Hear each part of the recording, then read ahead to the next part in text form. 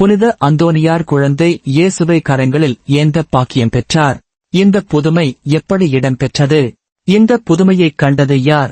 வழமையாக புனித அந்தோனியார் பிரசங்கம் செய்வதற்காக நகரங்களுக்கு செல்வது வழக்கம். நகரத்திற்கு வெளியே உள்ள ஆர்செல்லாவில் அருகிலுள்ள படுவாவின் சுவர்களுக்குள் 3/4 மணி நேர நடைப்பயண தூரத்தில் துறவி மடம் இல்லை.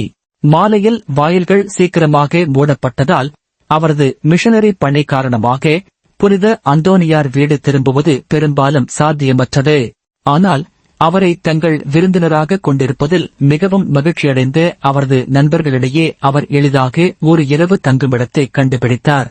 புனித அந்தோனியாரின் அன்பான நண்பர்களில் ஒருவரான காம்போசான் பியட்ரோவின் கவுண்ட் டிட்டோ போர்கீஸ் அவர் தனது இருப்பைக் கண்டு மிகவும் கௌரவித்த சிலரில் ஒருவர்.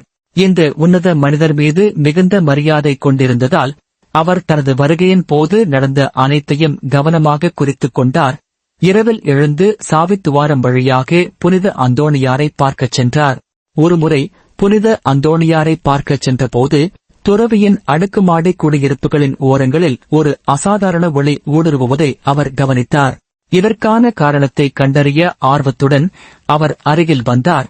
ஆச்சரியப்படும் விதமாக கதவின் விரிசல்கள் வழியாக புனித அந்தோனியார் ஒரு அழகான குழந்தையை தனது கைகளில் ஏந்தியிருப்பதைக் கண்டார்.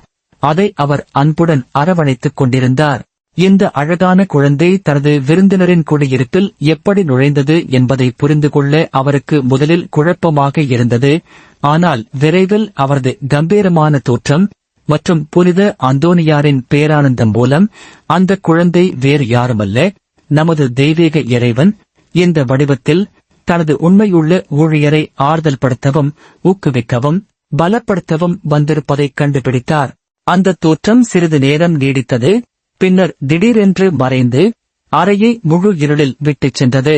உடனடியாக துறவி தனது பிரார்த்தனையிலிருந்து எழுந்து தனது படுக்கையறைக்குச் சென்றார்.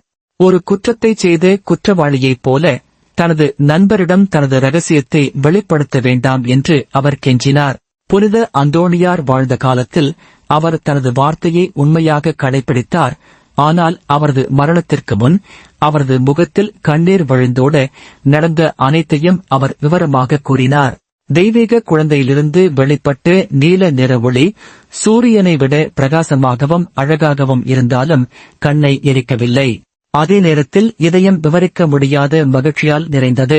மேலும் புனித குழந்தையே தனது விரலால் கதவை சுட்டிக்காட்டி தான் கண்காணிக்கப்படுவதாக துறவிக்கு தெரிவித்ததாகவும், ஆனால் புனித அந்தோனியார் இதை கவனிக்கவில்லை என்றும், தனது நண்பருக்கு இந்த பரலோக ஆறுதலை இழக்கக்கூடாது என்ற கவலையில் இருப்பது போலவும் இருப்பதாகவும் அவர் அறிவித்தார்.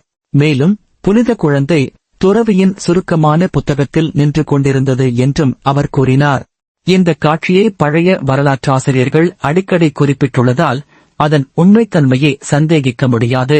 அதனால்தான் புனித அந்தோனியார் பொதுவாக புனித குழந்தை புத்தகத்தில் நிற்கும் காட்சியுடன் சித்தரிக்கப்படுகிறார்.